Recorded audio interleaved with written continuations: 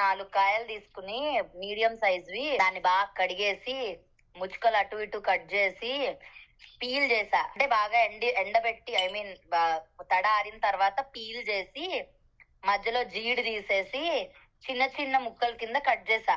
Cut చేసిన ముక్కల్ని ఒక డిష్ లో ఒక బౌల్లో వేసి మన మా బియ్యం డబ్బా కొలుచుకునే డబ్బాతో 1 డబ్బాడు కారం, 1/4 డబ్బాడు ఉప్పు, 1.5 స్పూన్ పసుపు, 1 స్పూన్ ఆవాలు, 3/4 స్పూన్ మెంతులు రోస్ట్ చేసి పౌడర్ చేసా. ఆ పౌడర్ 1.5 స్పూన్ వేసి ఒక హాఫ్ ప్యాకెట్ అంటే 1 లీటర్ ప్యాకెట్ లో 1/2 లీటర్ పల్లి నూనె మరగబెట్టాను. మరగబెట్టిన తర్వాత బాగా చల్లార్చాలి. వేడిగా ఉన్నప్పుడు పోస్తే బూజు వచ్చేస్తుంది పచ్చడి.